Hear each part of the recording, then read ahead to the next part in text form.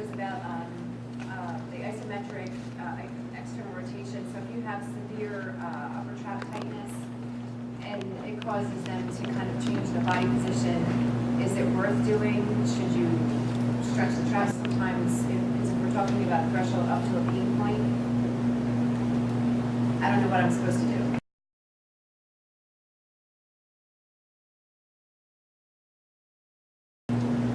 Okay, there's two questions there. She had one question, the first one was about trap tightness, and the other one was about pain, right? So let's break it down into two questions.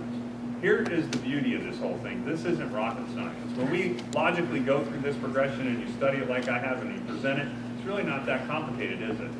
It took me a lot of years to dig through the research, come up with the theories, to invent that thing, but the stuff I'm presenting to you guys today isn't rocket science. And you know what the beauty of it is?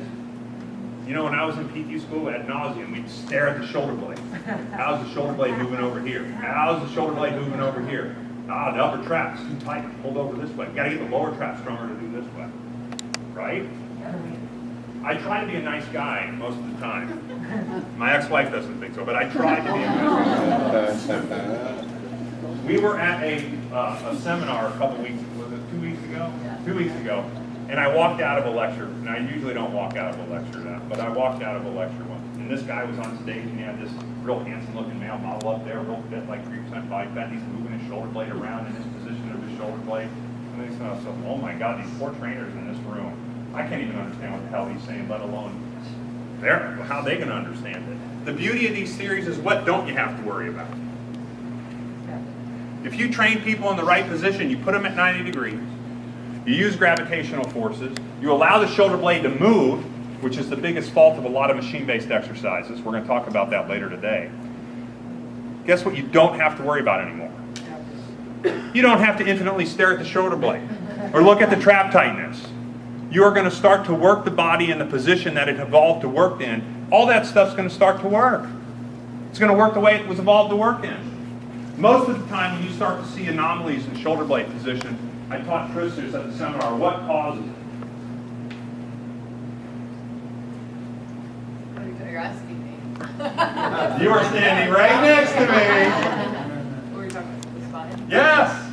So most of the time when we get problems in shoulder blade position, it's actually frontal plane alignment issues with the spine. It's the thorax and the positions related to how we are. Who's really fit and doesn't mind taking their shirt off?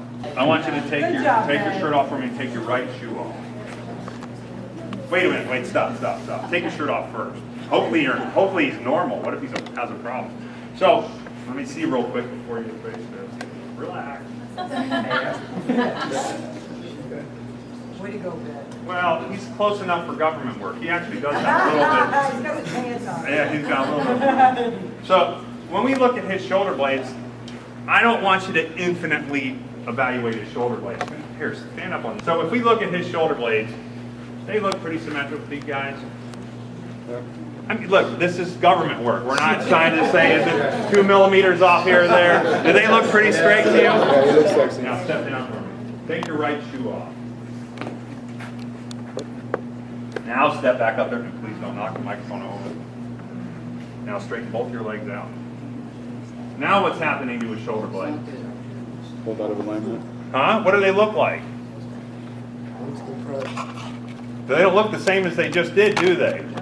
So the take-home point to you guys, when you start to see shoulder blade faults and you're infinitely, all these PTs are saying, look at the shoulder blades and the lower traps and this and that, the biggest, most common problem of shoulder blade position really has to do with frontal plane alignment problems of the spine.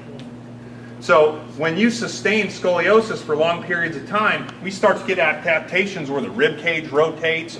What's attached onto the back of the rib cage?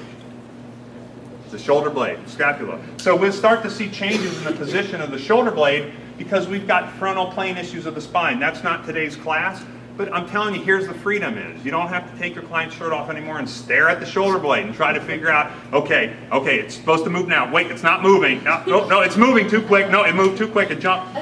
You don't have to do that anymore. It's freeing. It's kind of great. Okay, thank you very much. But could you guys... Yeah, hold on. We know what the ones look like that they're supposed to look like. Yeah, stand with your shoe off again for them. Come over this way. You are awesome. Okay, feet together, knees straight.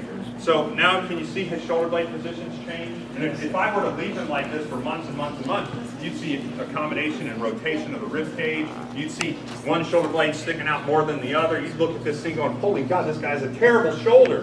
His shoulder blade's way out of whack. What am I going to do? Fix his leg. Then you'll fix his shoulder blade.